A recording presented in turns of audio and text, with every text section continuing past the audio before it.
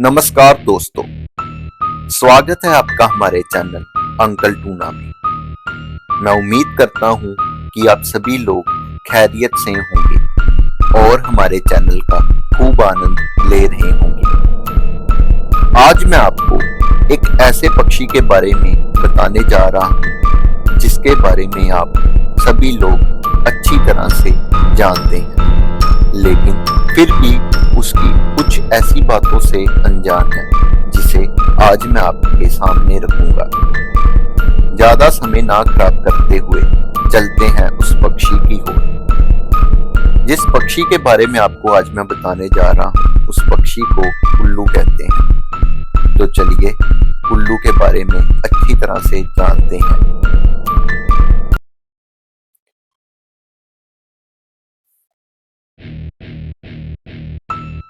Horror और paranormal की दुनिया में उल्लू को केवल एक पक्षी ही नहीं बल्कि दूसरी दुनिया का संदेशवाहक माना जाता है।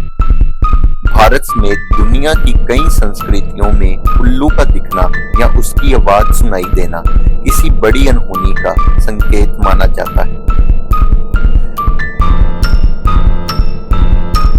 उल्लू और पैरानॉर्मल कनेक्शन। उल्लू रात का राजा है और इसकी कुछ खूबियां इसे डरावना भी बनाती हैं, जैसे इसकी साइलेंट फ्लाइट। उल्लू जब उड़ता है तो उसके पंखों की आवाज नहीं होती। पैरानॉर्मल एक्सपर्ट्स मानते हैं कि आत्माएं भी इसी तरह बिना आवाजों के ही चलती हैं, इसलिए उल्लू को आत्माओं का वाहन भी कहा जाता है। 270 डिग्री विजन।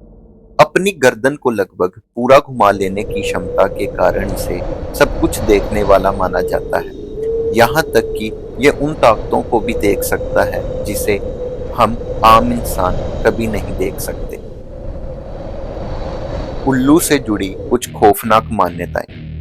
मौत का दूत। कई ग्रामीण इलाकों में माना जाता है कि अगर कोई उल्लू किसी घर की छत पर बैठकर लगातार 3 रातों तक रोता है या अजीब आवाज निकालता है तो उस घर में किसी की मृत्यु होने वाली होती है। बुरी आत्माओं का वास। तांत्रिक विद्या में माना जाता है कि बुरी आत्माएं या जिन अक्सर उल्लू का रूप धरकर इंसानों के बीच घूमते रहते हैं। अपशकुन। अगर कोई उल्लू दिन में दिखाई दे जाए तो इसे बहुत बड़ा अपशकुन माना जाता है। कहते हैं कि यह आने वाली किसी बड़ी प्राकृतिक आपदा या बीमारी का संकेत होता है। तांत्रिक विद्या और उल्लू का कनेक्शन। भारत के कुछ हिस्सों में दिवाली या अमावस्या की रात को उल्लू की बलि दी जाती है।